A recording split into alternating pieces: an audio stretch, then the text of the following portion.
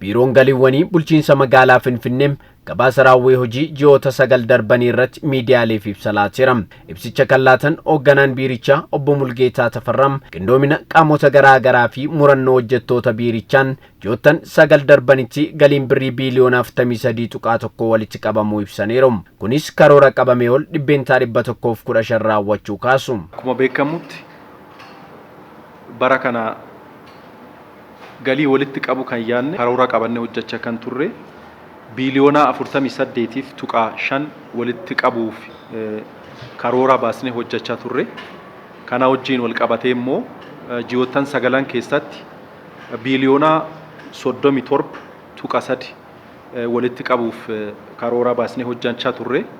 Haa ta'u malee immoo ji'oottan 9 darban keessatti biiliyoona 43.1 walitti qabu dandeenye jirra. Hojii karoora ol milkeessuun danda'ame kana keessatti bu'aa bahii hedduun kan jiraatan ta'ullee hojjettoota biirichaa haalaan leenjisuu fi qindoomina dhaabbilee garaa garaa waliin taasifameen milkaa'inni argamu obbo Mulgeetaan dubbataniiru. Hojjettoota kana hojjechuuf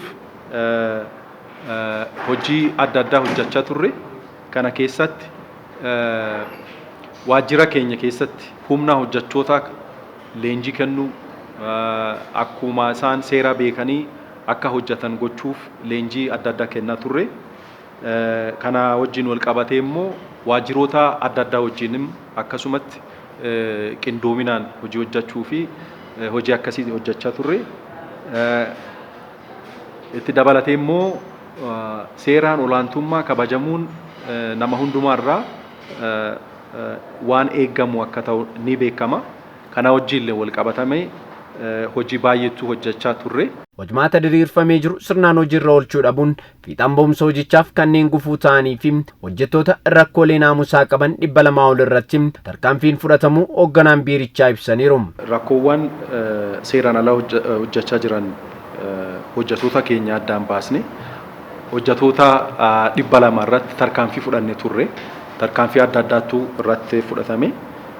Kana wajjin wal qabatee immoo birrii miiliyoona 200 irra kan ta'u seeraan alaa kan baduu jiru hojii adda addaa hojjannee waajjirri keenya kanattiin hambisuu danda'a jechuudha.